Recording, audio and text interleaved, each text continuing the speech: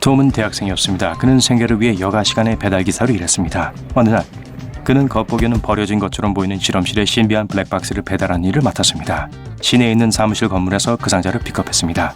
하지만 톰이 떠나려고 했을 때 세 개의 문이 보였습니다. 첫 번째 문 뒤에는 바닥이 없는 구덩이가 있었습니다. 두 번째 문 뒤에는 작은 엘리베이터가 있었습니다. 그리고 세 번째 문은 출구가 없는 방으로 이어졌습니다. 톰은 어느 것을 선택해야 할까요?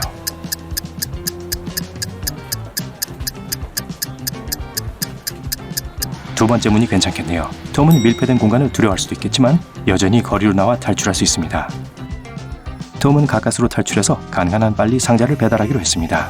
그러다가 신발끈을 묶기 위해 멈춰섰고 그 상자를 근처 벤치에 놓았습니다.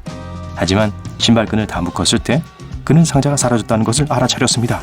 톰은 주위를 둘러보았고 상자를 가지고 도망가는 도둑을 보았습니다. 도둑은 마스크를 쓰고 있어서 얼굴을 볼 수 없었어요. 톰은 도둑을 따라 도서관까지 갔고 열람실에 있는 4명의 사람들을 보았습니다. 톰이 도둑을 찾을 수 있도록 도와줄 수 있나요?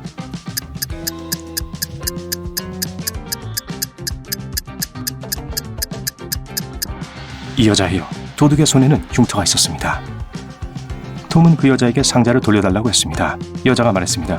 좋아요. 하지만 먼저 제 수수께끼를 풀어야 해요. Tomorrow, 난 분명히 거기 있어요. Yesterday, 날 찾을 수 있어요. Today, 난 없어요. 난 무엇일까요? 톰은 정답을 맞췄어요. 여자는 상자를 주고 달아났습니다. 톰은 뭐라고 말했을까요?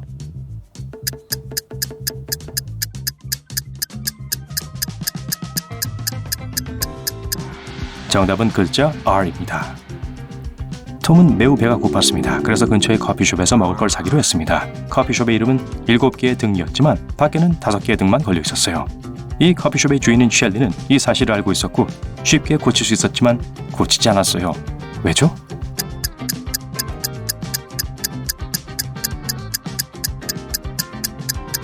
얼마 전 바람에 2개의 등이 날아가 버렸을 때 셸리는 그걸 고치려고 했어요.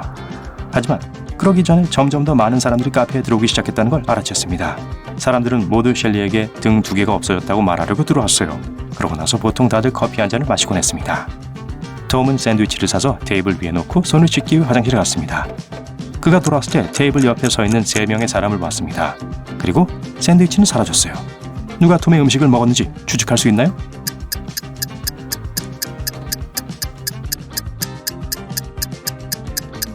여기 이 남자예요. 빵 부스러기를 흘렸어요. 톰은 제 시간에 실험실로 배달하기 위해 버스를 타기로 했습니다. 하지만 자리에 앉자마자 승객들 사이에 흡혈귀가 있다는 걸 알아차렸습니다. 여러분은 흡혈귀가 보이세요?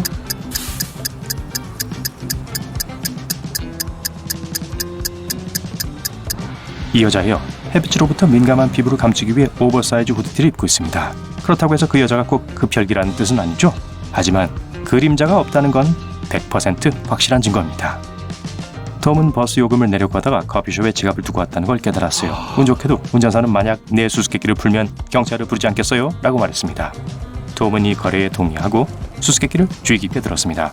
난 옷을 갈아입을 때 큰 소리를 냅니다. 옷을 갈아입은 후에 더 커지지만 몸무게는 덜 나가요. 난 뭘까요? 답을 아시겠어요?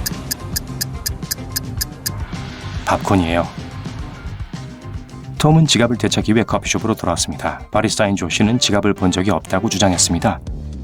주인인 셸리는 최근에 지갑이 2개 있는 수상한 고객을 봤다고 했습니다. 그리고 2개의 지갑을 가진 고객인 빌은 두 번째 지갑은 그의 아내의 것이라고 말했죠. 누가 거짓말하고 있죠?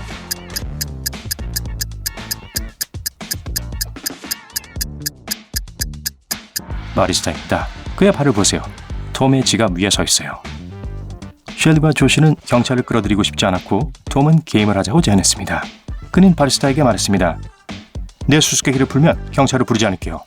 이건 더 많이 갈수록 더 많이 남기게 됩니다. 무엇일까요?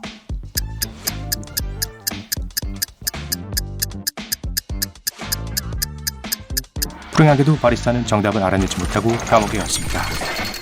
정답은 발자국입니다. 톰은 시간이 촉박해서 택시를 타고 실험실에 가기로 했어요. 하지만 그의 앱이 고장나서 톰을 이상한 미로로 보냈어요. 안내문에는 택시 번호를 알고 싶다면 이 수수께끼를 푸세요 라고 쓰여 있었습니다. 톰을 도와주실래요?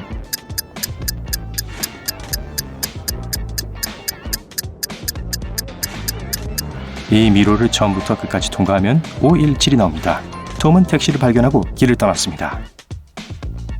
운전사는 인적이 드문 곳에서 차를 세우고 이상한 기구를 꺼냈습니다. 그는 톰을 산꼭대기로 이동시킬 포탈을 열었습니다. 그곳에서 톰은 평행우주에 사는 자신의 사악한 쌍둥이를 만났습니다. 그리고 이 쌍둥이는 그 상자를 원했어요. 톰은 뛰기 시작했고 3개의 터널이 있는 얼음 동굴로 떨어졌습니다. 첫 번째 터널 안엔 배고픈 퓨마가 있었습니다. 두 번째 터널은 인간의 피를 먹고 사는 박쥐들로 가득했습니다. 그리고 12명의 사악한 마법사들이 세 번째 터널 안에서 톰을 기다리고 있었습니다. 톰은 어느 쪽을 선택해야 할까요?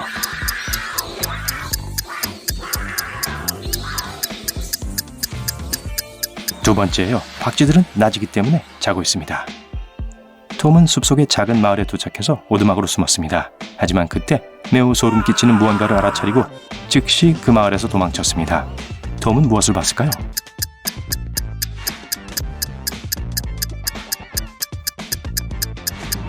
여기 있는 이 장갑은 사실 장갑이 아니에요. 이 오두막엔 사람이 아니라 좀비들이 사는 것 같아요. 톰은 길을 찾아 트럭을 세우고 운전사에게 가장 가까운 공항으로 데려다달라고 부탁했습니다. 하지만 그 남자는 톰에게 먼저 수수께끼를 풀 것을 요청했죠. 나를 어둠 속에서 보면 불운을 가져온다고 알려져 있어요. 나는 비를 좋아하지 않지만 한 가지는 확실합니다. 내가 짖는 것을 듣지는 못할 거예요. 난 누구죠? 톰이 차를 타고 가려면 뭐라고 대답해야 할까요?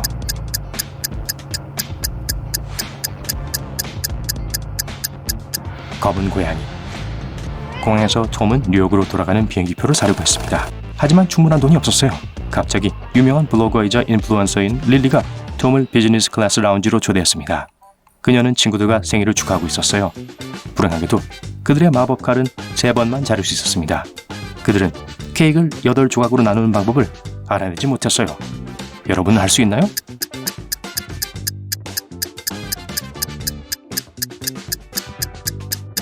우선 케이크를 반으로 잘라야 합니다. 그러고 나서 똑같은 조각 4개가 되도록 한 번 더 자릅니다. 다음으로 케이크 옆면의 정가운데를 잘라야 합니다. 그러면 케이크는 2겹이 되죠. 이제 톰을 제외한 사람들이 모두 한 조각씩 먹을 수 있어요. 하지만 릴리는 그에게 좀 더 후한 선물을 줬어요. 뉴욕행 비행기표를 사줬습니다. 마침내 톰은 그 신비로운 상자를 버려진 실험실로 가져왔습니다. 그는 금속 문을 발견하고 열려고 했습니다. 하지만 문은 잠겨 있었어요. 빨간 표지판이 문 옆에 있는 작은 화면에 나타났습니다. 비밀번호가 필요했어요. 벽에 12345678이라는 힌트가 있었어요. 톰이 암호를 푸는 걸 도와줄 수 있나요?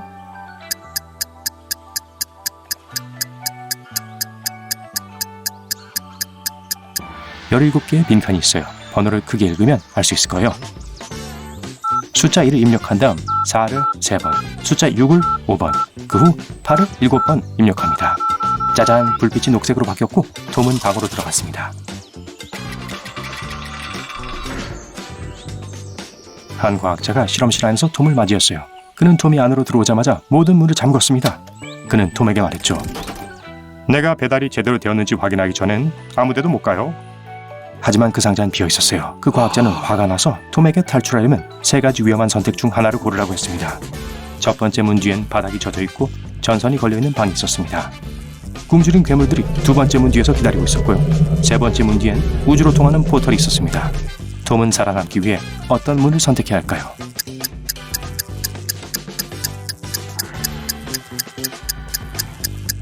첫 번째입니다. 전선은 바닥에 닿지 않았으므로 쉽게 그 밑으로 기어 들어갈 수 있습니다. 과학자는 톰을 축하했고 그의 지능을 시험하기 위해 또 다른 수수께끼를 냈습니다. 내 첫 글자를 지워도 발음은 변하지 않아요. 내 마지막 글자를 지워도 역시 똑같은 소리가 납니다. 내 가운데 글자를 지워도 여전히 똑같아요. 난 5글자로 된 영어 단어입니다. 난 누굴까요? 여러분은 정답을 아세요?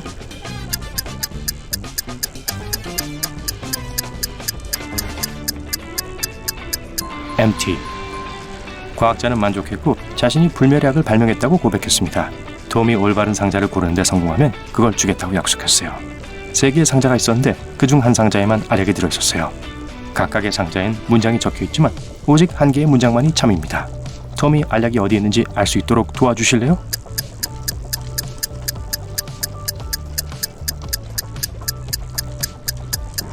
만약 알약이 첫 번째 상자에 들어있다면 참인 문장이 2개가 됩니다. 그리고 알약이 3번째 상자에 들어있다 해도 여전히 참인 문장이 2개가 됩니다.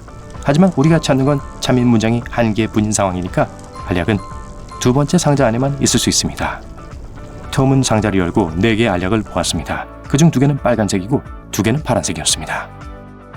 과학자는 톰이 불멸이 되기 위해선 빨간 알약 하나와 파란 알약 하나를 동시에 먹어야 한다고 설명했습니다. 과다 복용은 그 반대의 결과를 초래할 수 있다네요. 과학자는 만약 하나를 잃어버릴 경우를 대비해서 톰에게 4개 알약을 주기로 했습니다. 톰은 알약을 주머니에 넣고 연구실을 떠났습니다. 갑자기 그의 사악한 쌍둥이가 포털을 열고 나와 톰을 잡았습니다. 그는 톰의 눈을 가리고 밀폐된 방에 그를 던졌습니다. 톰은 움직일 수 있었고 산소가 아주 조금 있었어요. 아주 짧은 시간 동안만 숨을 쉴 수 있어요. 그래서 톰은 약을 꺼냈습니다. 안타깝게도 그는 색깔을 구별할 수 없었고 4개의 알약들의 차이점도 알 수 없었습니다. 톰이 불멸이 되어 살아남으려면 어떻게 해야 할까요?